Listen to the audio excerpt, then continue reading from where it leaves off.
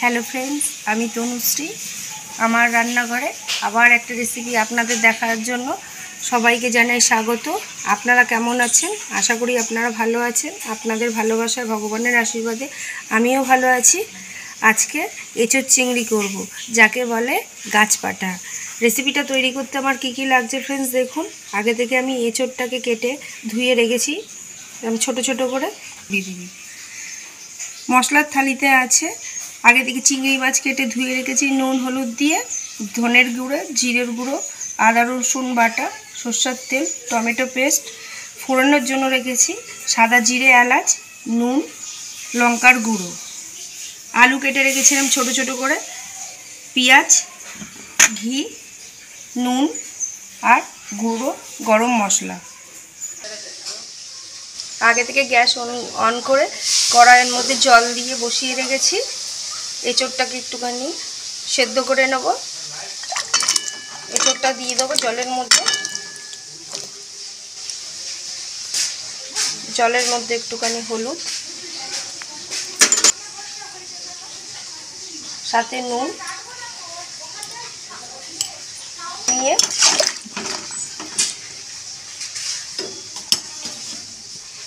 একটা ঢাকনা দিয়ে কিছুক্ষণ ধরে ভাপিয়ে নেব।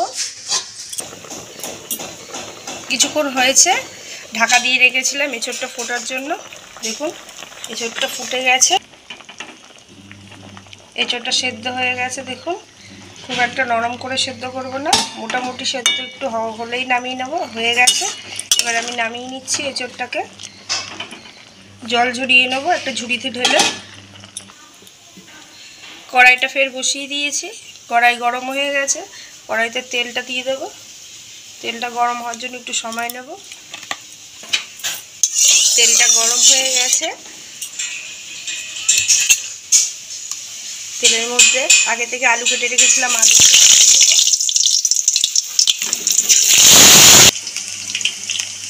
আলুর মধ্যে নুন,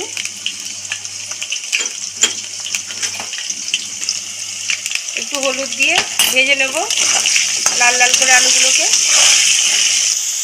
নুন হলুদ দিয়ে লাল লাল করে আলুগুলোকে ভাজা হয়ে গেছে। এবার আলুগুলোকে আমি তুলে নেব।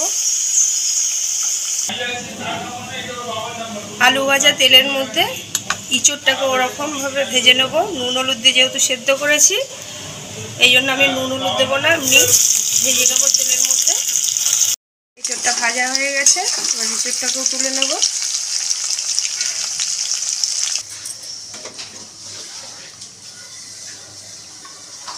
গরম তেলের মধ্যে ফোড়ন দিয়ে দেবো,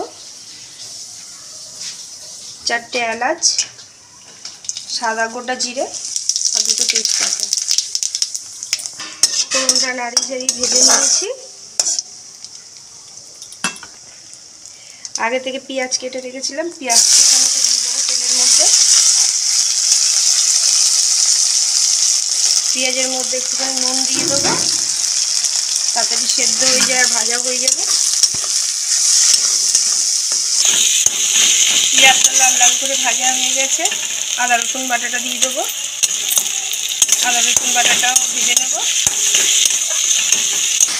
ভালো করে নেড়ে চেড়ে আদা রসুনটাকেও ভেজে নিচ্ছি, যাতে রসুনের গন্ধটা চলে যায়, কাঁচা রসুনের গন্ধটা। ভাজা হয়ে গেছে।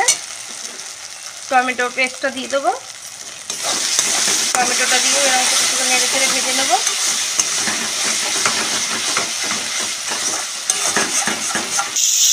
টমেটোটা ভালো করে ভেজে নিয়েছি। এবার এক এক করে সব মশলা দিয়ে দেবো।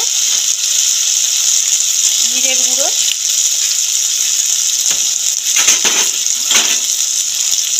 ধনের গুঁড়ো,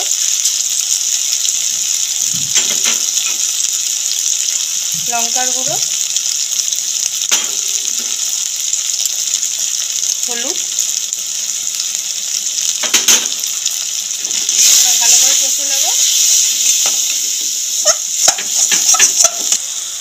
মশলাটা কষতে কষতে আবার দিয়ে দেবো চিংড়ি মাছ, নুন হলুদ দিয়ে মাখানো আগে থেকে।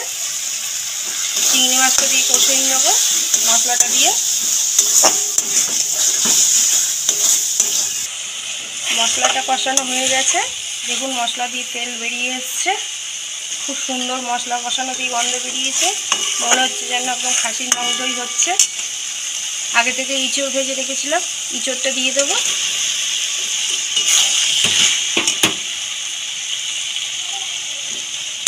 আলুটাও দিয়ে দেবো, ভাজা আলুটা দিয়ে একটুখানি কষিয়ে নেব।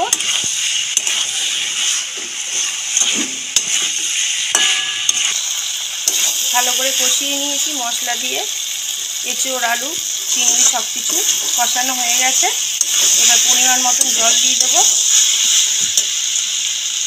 এই এঁচোড় চিংড়ি করাটার জন্য একটু মশলাটা একটু বেশিই লাগে, ঠিক পাঁঠার মাংসর মতনই। একটু নাড়িয়ে নেব, খুব একটা জল দেবো না, যেহেতু একদম কষা কষা করবো বলে।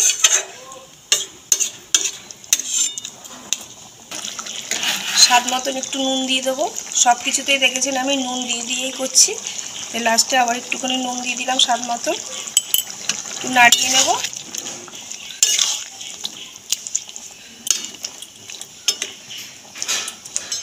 মিডিয়াম ফ্লেম করে গ্যাসটা কিছুক্ষণে ঢাকা দিয়ে রেখে দেবো,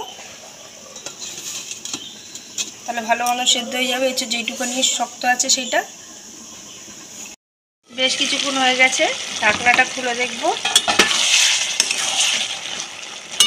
জলও শুকিয়ে গেছে মোটামুটি,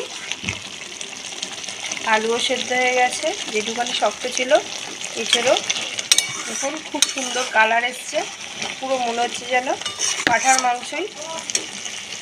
নামানোর আগে আর কড়ার জিনিস আমি দিয়ে দেবো, একটু চিনি দিয়ে দিলাম, নাড়িয়ে নেবো চিনিটা দিয়ে। চিনি দিয়ে নাড়িয়ে নিয়েছি, গুঁড়ো গরম মশলা দিয়ে দেবো ওপর দিয়ে ছড়িয়ে।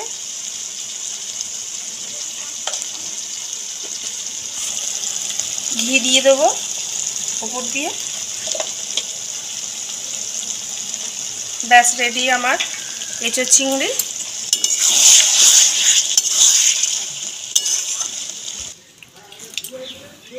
এই এঁচোড় চিংড়ির রেসিপিটা যদি ভালো লেগে থাকে একদিন এরকমভাবে করে দেখতে পারেন ফ্রেন্ডস, আমি যেরকমভাবে করলাম। আশা করি আপনাদের খুব ভালো লাগবে করে আর খেয়ে। প্রতিদিনের মতন ভালোবেসে লাইক শেয়ার সাবস্ক্রাইব করে দেবেন। ভালো থাকবেন, সুস্থ থাকবেন। Thank you.